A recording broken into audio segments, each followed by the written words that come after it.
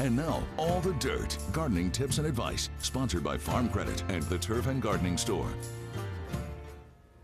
Hey, good afternoon. Once again, I'm Tab O'Neill with Katie McDaniel. She's with Sprouting Life Garden, and we're kind of taking a little twist on All the Dirt. When I was growing up, Katie, we used to call money lettuce.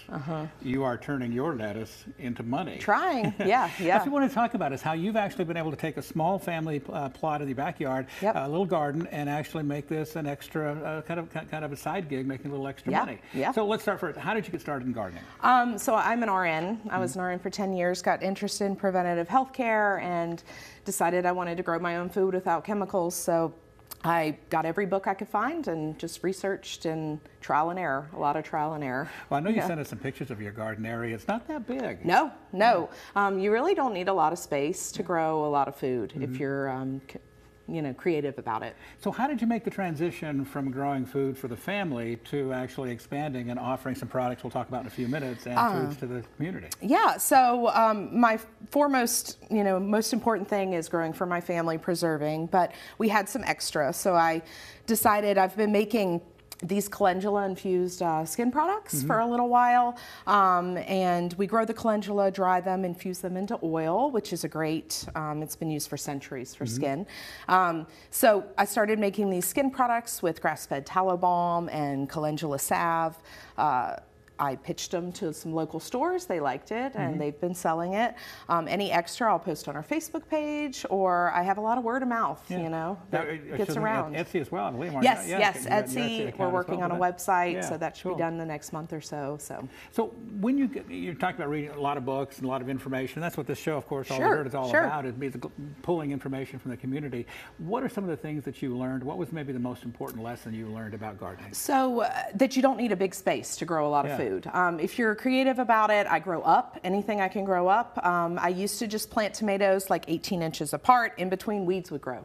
So I decided, let's throw in some lettuce, let's throw basil, dill, nasturtiums, a lot of companion planting and a lot of succession planting.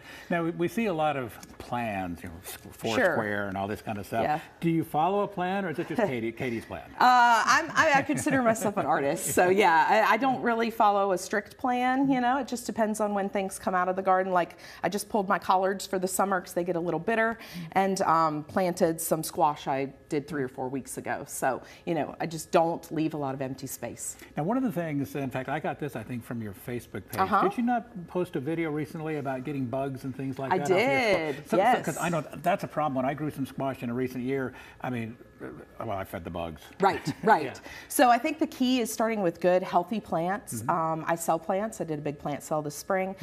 Healthy plants, healthy soil. Also going and looking at your plants every day or two, looking under the leaves, because the bugs like to hide their eggs under the leaves. Smushing them before they become bugs, before they become a problem. Also snipping a lot of the leaves off that look a little questionable can help you. Getting a lot of airflow and pruning regularly. You seem to have a lot of fun smooshing those bugs. Yes. Very, very satisfying taking care of the garden that way. Well, let's talk a little bit more about some of the products. So tell me about the balm again. You kind of started a few minutes ago. Yeah, so we have a calendula salve, which is plant-based, has aloe vera in it. It's great for after sun skincare and anything else, really. Our whipped tallow balm is my favorite. So grass-fed beef tallow is so good for your skin, very absorbable. It sounds a little different, but we infuse our calendula jojoba oil in it, and it's great as a facial moisturizer or really any sort of moisturizer. And then I have 3 toddlers, so I wanted an all-natural diaper cream. So I made a grass-fed beef tallow diaper cream that doesn't have any, all natural. So I didn't have to worry about it on my kids' skin, and it really works really well. Now, what is it about this particular flower that gives it the so it's the resin. So I grow specific calendula flowers that are used, that have a higher resin content, and they've got antimicrobial and antibacterial properties, so they're known to really do a lot of healing. And like I said, beef tallow and calendula have been used for thousands of years. Katie McDaniel, thanks for coming in. Thanks for having me. And I of course, appreciate it. She's with Sprouting Life Garden. That's right. And of course, sproutinglife.etsy.com. Yep. But of course, you're at Sprouting Life on Instagram. Instagram and Facebook. It's Sprouting Life Homestead on Facebook. Sprouting Life Garden. Sprouting Life Garden Yep, on Facebook. yep. So you can find her all over the place. Yeah. Plus, you can find her on our website, WFXRTV.com. Thank you so much. Thank you. Really It was appreciate nice. We've got more for you coming up in a couple of minutes, with the summer vacation season is just about here. Drew is going to tell us more about that.